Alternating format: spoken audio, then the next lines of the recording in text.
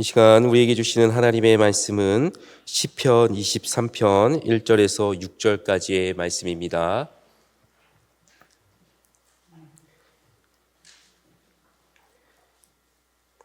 시편 23편 1절에서 6절까지의 말씀 교독하시겠습니다. 제가 1절 읽겠습니다. 여호와는 나의 목자시니 내게 부족함이 없으리로다.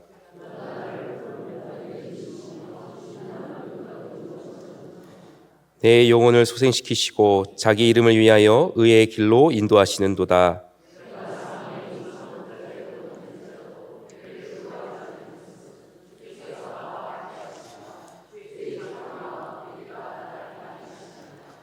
주께서 내 원수의 목전에서 내게 상을 차려주시고 기름을 내 머리에 부으셨으니 내 잔이 넘치나이다. 내 양하심과 인자하심이 반드시 나를 따르 내가 여호와의 집에 영원히 살리로다. 아멘. 이 시간에도 하나님의 말씀을 통해서 우리의 영혼이 더욱더 풍성해지기를 소망합니다. 이번에 이렇게 목사 안수를 받을 수 있어서 하나님께 참 감사한 시간이었습니다. 또한 기도해 주시고 격려해 주신 성도님들 덕분에 목사 안수식에도 잘 다녀올 수 있었습니다. 이 자리를 빌어서 감사의 마음을 표현하고 싶습니다. 이 시간 함께 나눌 말씀은 이번에 목사 안수를 받으면서 개인적으로 되뇌이고 또 묵상했던 말씀이었습니다. 우리에게도 너무나도 잘 알려져 있는 말씀입니다. 많은 사람들이 사랑하는 또 시편의 말씀이기도 하죠. 저도 너무 좋아하는 말씀이라서 암송하면서 또 되새기면서 항상 늘 마음속에 품고 살아가는 말씀이기도 합니다. 우리가 잘 아는 이 시편 23편의 말씀은 다윗의 시로도 잘 알려져 있습니다. 그런데 여기에 기록되어 있는 이 고백은 사실은 다윗의 인생에서 가장 외롭고 힘들었던 시절에 대한 회상입니다.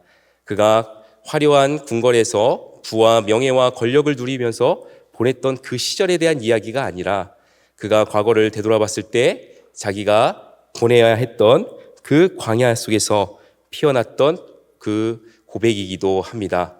그래서 그 첫 시작을 우리가 보게 된다면 광야라는 이 장소 속에서 다윗은 무엇을 발견했느냐? 바로 1절 말씀에 잘 나타나 있습니다. 여호와는 나의 목자시니 내게 부족함이 없으리로다 라는 것이죠. 사실 우리가 광야라는 장소를 생각해 봤을 때 과연 부족함이 이렇게 없다라고 말할 수 있는 장소일까요? 사실 광야라는 장소는 부족함이 많은 곳입니다. 그런데 다윗은 그 과거를 생각할 때에 자신은 광야에서 부족함이 없었다라고 고백하고 있습니다. 우리 한번 생각해 봤으면 좋겠습니다. 다윗은 이 광야에서 자신을 질투하는 사울에게 쫓겨서 그 광야를 가야만 했습니다. 자기가 원해서 간 것도 아니었고 자기를 질투하는 사울의 위협을 피해서 도망가야 했었죠. 그리고 그 광야에서는 자신의 목숨을 노리는 원수들이 있었습니다. 그리고 이 광야에서는 자기 자신을 노리고 있던 이 적국의 지도자 앞에서 자신의 목숨을 부지하기 위해서 다윗은 비굴한 모습까지도 보여야만 했습니다. 쉽게 얘기해서 다윗의 인생에 있어서 가장 밑바닥을 찍었던 곳, 그곳이 바로 광야였습니다. 그래서 우리는 이 광야라는 장소를 생각할 때에 모든 것이 부족함이 없었다라고 말할 사람은 아무도 없을 것입니다. 그러나 다윗은 놀랍게도 이 광야가 자신의 인생에서 부족함이 없었던 곳이다라고 그렇게 고백하고 있습니다. 그 이유는 바로 늘 자신의 곁에서 인도해주고 계셨던 목자 되시는 하나님이 계셨기 때문입니다. 하나님이 그의 목자가 되어주셔서 광야에서도 마치 자신의 양떼를 이끌듯이 다윗과 함께 해주셨기 때문에 다윗은 모든 것이 부족할 수밖에 없는 광야에서 모든 것이 부족함이 없었다라고 고백할 수 있었습니다. 목자 되신 하나님이 계셨기에 다윗은 자신의 인생의 모든 것을 하나님께 내어 맡기면서 이 어둡고 초라한 인생의 길을 살아갈 수가 있었습니다. 우리도 마찬가지입니다. 우리의 인생의 길에서 하나님은 우리를 자기의 양처럼 우리를 이끌어 주시는 참 목자가 되시는 분입니다. 우리 여기 계신 성도님들의 인생을 되돌아보셨을 때 과연 다윗처럼 주님은 나의 목자이시기에 내가 모든 것이 부족함이 없었다라고 고백할 수 있는 인생이십니까? 만약에 성도님들이 하나님 앞에서 하나님이 나의 목자가 되셨기에 제가 부족함이 없습니다라고 고백할 수 있다면 이미 축복을 받은 인생임을 믿으시기를 바랍니다. 이렇게 하나님 앞에서 부족함이 없다라고 고백할 수 있는 인생만큼 더 축복된 인생은 없을 것입니다. 저 역시도 이번에 목사 안수를 받으면서 제가 하나님 앞에서 어떤 고백으로 나아갈까를 참 많이 생각했습니다. 그랬을 때 오늘 시편의 말씀처럼 하나님이 나의 목자이시기에 제가 부족함이 없습니다라고 고백할 수가 있었습니다. 그 이유는 제 지나온 과거를 생각해 볼 때에 하나님이 저의 목자가 되어주셔서 항상 저를 인도해 주시고 늘 곁에서 지켜주셨기 때문이었습니다. 특별히 저는 믿지 않는 가정에서 태어나서 자랐습니다. 저희 부모님 두 분 다 예수님을 믿는 사람이 아니었고 또 불교 신자였고 그런 어머니와 아버지의 영향을 받아서 저도 어렸을 때부터 절에 따라다니곤 했습니다. 그리고 저는 좀 개인적으로 종교심이 좀 있었던 것 같습니다. 이렇게 친구들과 학교에서 소풍을 가거나 수학여행을 가면 제일 먼저 갔던 곳이 절이었습니다. 절에 들어가서 아버지와 어머니한테 그렇게 교육을 받았기 때문에 절에 가서 부처 앞에서 이렇게 절을 하고 나올 정도로 나름대로 불심에 좀 나름대로 있었던 사람이었습니다. 그런 부모님의 앞에서 부모님의 영향을 받아서 자라오다가 제가 고등학교 2학년이 되었을 때 교회의 문턱을 처음으로 넘게 되었습니다. 그 결정적인 계기가 있었었는데 바로 그렇게 불심이 대단했던 저희 어머니가 어느 날 성경책을 읽고 있는 모습을 보았던 것이었습니다. 저희 어머니는 불경을 항상 가방에 놓고 다니셨던 분이셨습니다. 그러니까 불경을 읽으시는 어머니의 모습이 익숙한데 어느 날 학교에 갔다 와 보니까 성경책을 읽고 있는 어머니의 모습을 보니까 그것이 저에게는 꽤 충격적으로 다가왔었습니다. 그리고 그 이유 중에 또 한 가지가 있는데 그것은 바로 저희 어머니가 그때 당시에 굉장히 삶에서 끝자락에 계셨습니다. 저희 어머니는 그때 당시에 매우 힘들고 어려운 상황 속에 있었었는데 저희 어머니가 그 성경책을 읽으면서 평안을 찾으신 모습을 보면서 저도 그런 어머니의 영향을 받을 수가 있었습니다. 이제 제가 부모가 되고 나니까 조금씩 느끼는 것이 있습니다. 부모는 아무리 힘들고 또 때로는 고단해도 자식들 앞에서는 그 힘든 내색을 하지 않고 참는 것이 부모입니다. 그런데 저희 어머니가 제 앞에서 삶의 비관을 참 많이 하셨습니다. 지금 생각해 보면 어머니가 자식 앞에서도 삶을 비관할 정도로 매우 힘드셨구나라는 것을 이제 와서 깨닫게 됩니다. 그러다 보니까 저 역시도 좀 건강한 정서 속에서 자라나지 못했습니다. 늘 불안정하고 불안하고 그리고 부정적이고 이런 정서 속에서 자라야 했습니다. 지금 이렇게 사람들 앞에서 말을 하고 앞에 나와서 찬양을 부르고 그때 당시에는 꿈을 꿀 수가 없었습니다. 왜냐하면 사람을 바라보는 것도 어려울 정도로 완전히 대인관계를 할 수가 없는 그런 부정적인 상태에 있었기 때문이었습니다. 그러나 성경책을 읽으면서 이렇게 평안을 찾으시는 어머니 모습을 보면서 교회가 어떤 곳이기에 저렇게 평안을 줄 수가 있을까라는 그 질문이 제 안에서부터 싹트기 시작했고 어머니를 따라서 교회에 나가게 되었고 그 교회에서 이제 어머니와 같이 세례를 받고 나중에 자라서 예수님을 만나고 성령님이 제 안에 찾아오시니까 제 안에 있던 부정적인 정서는 사라지고 점차 제 마음이 치유가 되고 이렇게 사람들 앞에서도 하나님의 말씀을 나눌 수 있는 그런 담대함이 제 안에 생기게 되었습니다. 저희 어머니가 교회를 나가는 그 계기를 통해서 저도 예수님을 믿고 이 자리까지 올 수 있었던 것은 주님께서 저의 목자가 되어주셔서 늘 저와 함께 해주셨기 때문이라고 믿습니다. 지금 생각해보면 제가 만약에 유복한 환경에서 자랐고 또 건강한 분위기와 정서 속에서 그런 집안에서 자라났다면 과연 내가 내 인생의 목자로 주님을 고백하며 살아갈 수 있었을까? 그것을 한번 되돌아보게 됩니다. 비록 제 인생에서 어두웠던 시절, 광야와 같은 시절이었지만 그 시절이 오히려 저를 예수님께로 이끌어갔던 시간이었습니다. 우리 모두도 마찬가지라고 생각합니다. 우리의 인생 속에서 우리가 광야를 지나가는 시간이 있을지라도 그곳에서 이끄시는 분이 바로 우리 주님이심을 믿으시기를 바랍니다. 그래서 우리는 항상 어떤 곳에 있든지 어느 곳에 있든지 주님으로 인하여서 부족함이 없다라고 고백할 수 있는 인생임을 기억하시기를 바랍니다. 그래서 오늘 말씀을 통해서 우리가 결단해야 할 것은 주님을 우리 인생의 목자로 고백하는 것입니다. 선한 목자이신 예수님께 우리의 인생의 모든 것을 내어 맡기고 그분의 인도하심을 따라가야 하는 것입니다. 그리하면 아무리 어둡고 초라한 광야라고 할지라도 주님은 우리와 함께 하시며 언제나 부족함 없이 우리에게 만족을 주실 줄 믿으시기를 바랍니다. 우리에게는 선한 목자 되신 예수님이 계십니다. 예수님은 자신을 선한 목자라고 말씀하셨습니다. 요한복음 10장 10절에 보면 도둑이 오는 것은 도둑질하고 빼앗고 멸망시키려는 것뿐이요 내가 온 것은 양으로 생명을 얻고 더 풍성하게 얻게 하기 위해 오셨다라고 말씀했습니다. 이처럼 우리가 예수님께로 가면 우리에겐 풍성한 생명이 있습니다.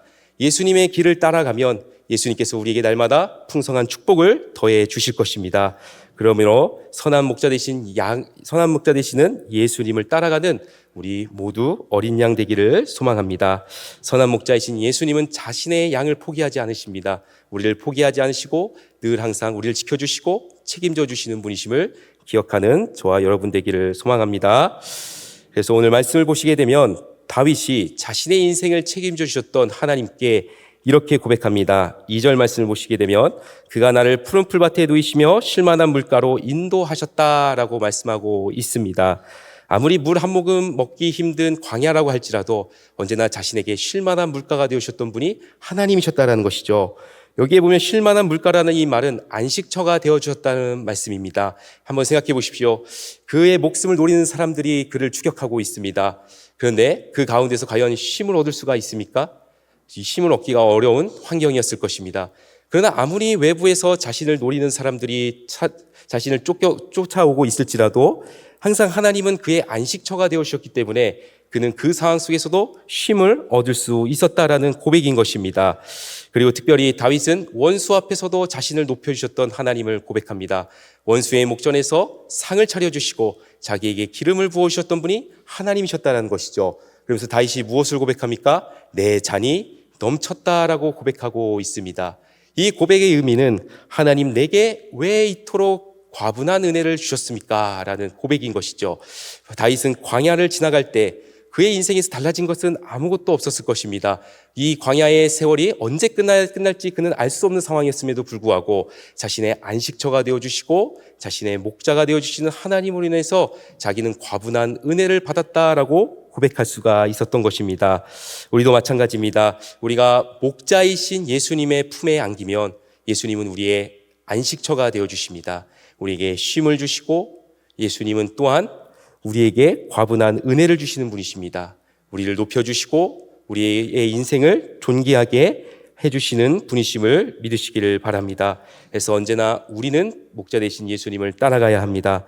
예수님을 따라간다는 것은 우리의 모든 것을 예수님께 맡긴다라는 것입니다.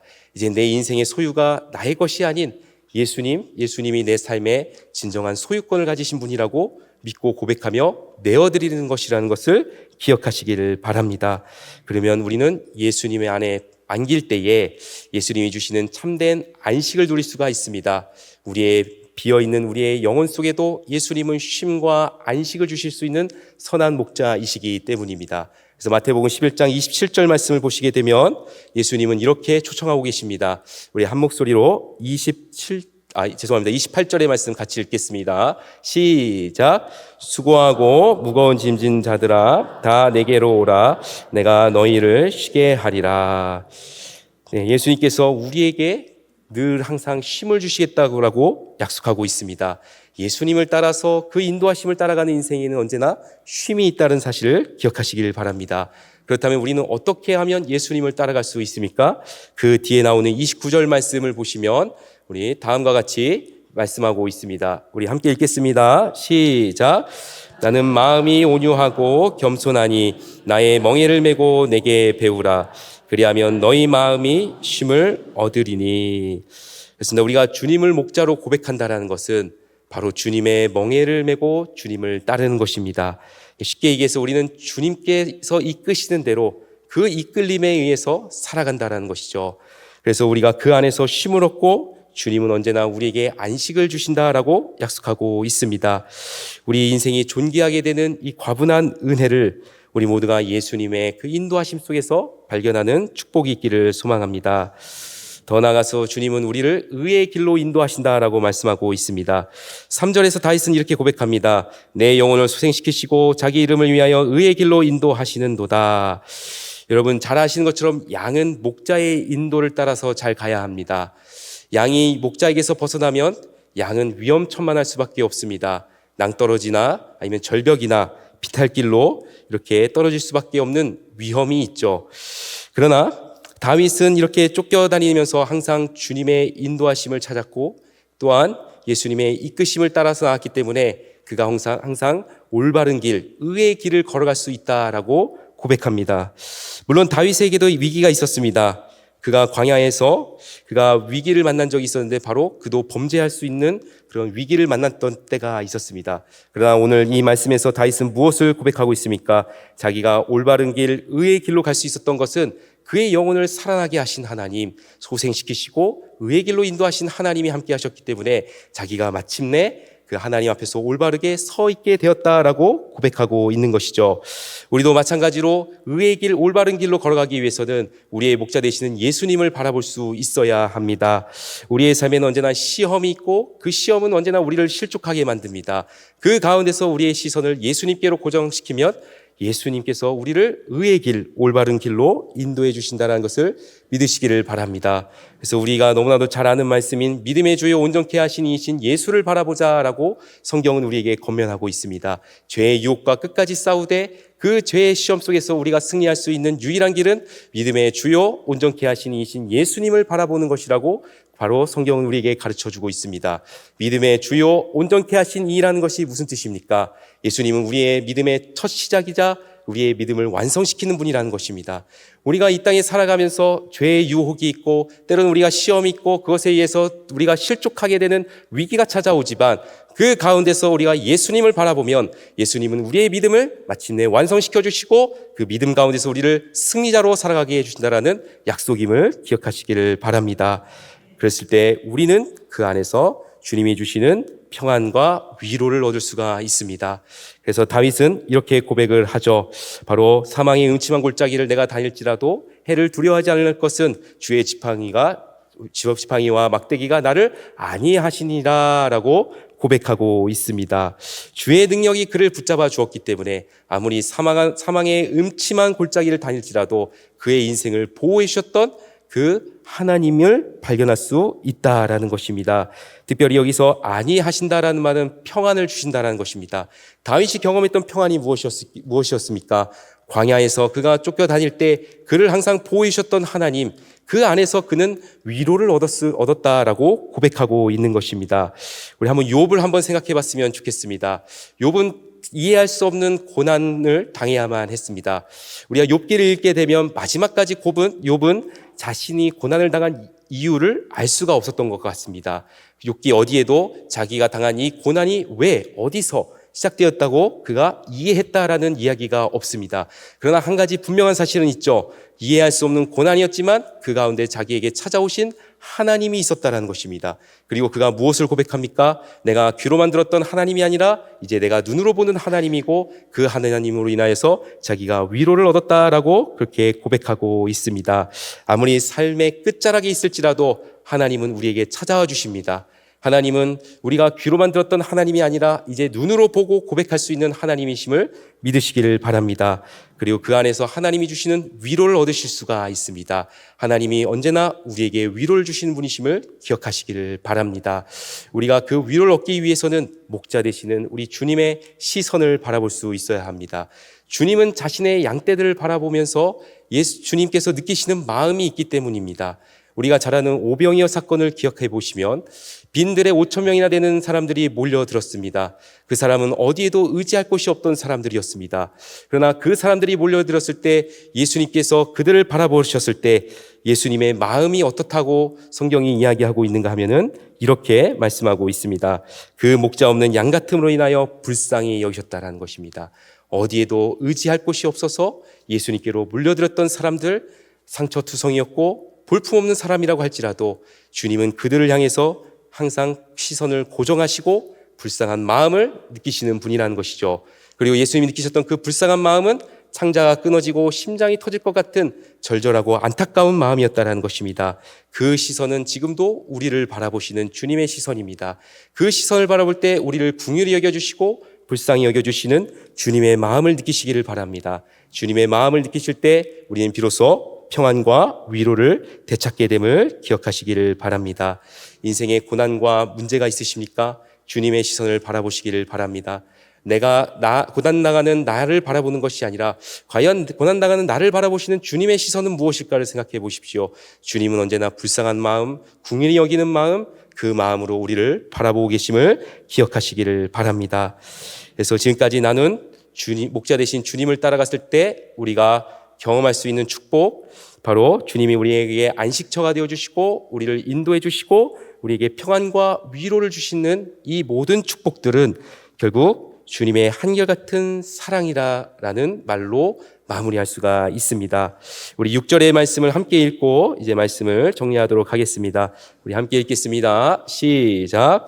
내 평생의 선하심과 인자하심이 반드시 나를 따르리니 내가 여호와의 집에 영원히 살리로다. 아멘. 다윗이 목자 되시는 예수님을 따라갔을 때에 결국 자신의 인생에 남아있던 것은 주님의 한결같은 사랑이었습니다. 우리도 마찬가지입니다. 늘 곁에서 우리를 인도해 주시는 주님을 따라가면 우리에게는 주님의 한결같은 사랑을 경험할 수 있음을 기억하시기를 바랍니다. 그러므로 주님을 목자로 고백하는 인생에겐 부족함이란 없습니다. 과분한 은혜와 풍성한 삶을 누리시는 저와 여러분 되시기를 축복합니다. 그러므로 오늘 말씀을 통해서 이제 결단해야 합니다. 주님을 목자로 삼으시기를 바랍니다. 지친 영혼을 이끌고 살아갈 때 여러분의 몸을 주님께 맡기십시오. 주님이 안식을 주실 것입니다. 여러분의 삶의 불안과 염려가 엄습할 때에 그때에도 주님께 모든 것을 내어 맡기며 나아가십시오. 주님께서 여러분을 의의 길로 인도해 주실 뿐만 아니라 평안과 위로를 내려주실 것을 믿습니다. 낙심하며 절망 가운데 있을지라도 주님은 우리를 높여주실 것입니다. 때로는 누군가가 나를 낮춘다면 나를 높여주시는 주님이 계십니다. 누군가가 나를 무시하고 내가 누군가로 인해서 멸시를 당하고 있다면 나를 높여주시고 존귀 여겨주시는 주님이 계심을 믿으시기를 바랍니다. 그래서 우리의 모든 인생의 여정 속에서 주님은 나의 목자, 부족함이 없어라 라고 고백하시며 날마다 승리하시는 우리 모든 밀양교회 성도님들 되시기를 주님의 이름으로 축복합니다. 네, 기도하겠습니다. 좋으신 하나님 감사합니다. 우리 곁에서 동행하시고 이끄시는 은혜로 인하여 언제나 우리가 만족을 얻습니다. 내 잔이 넘치나이다 라는 고백이 우리의 고백되기를 소원합니다. 주님의 과분한 사랑과 은혜 앞에서 우리가 주님을 목자라고 고백할 수 있는 믿음 되게 하여 주시옵소서. 선한 목자 되시는 주님 앞에 우리 인생의 모든 것을 내어 맡기기를 원합니다. 날마다 주님 앞에 내 인생의 모든 것을 내어드리겠다라는 결단이 있게 하여 주시옵소서. 주님만 따라가고 주님만 의지하고 주님의 이끄심에 순종하는 우리 모든 성도님들 되게 하여 주시옵소서. 그래서 항상 주님 안에서 누릴 수 있는 풍성한 은혜와 축복을 붙잡고 살아갈 수 있는 우리 모든 성도님들 되기를 소망하며 예수님의 이름으로 기도드립니다. 아멘.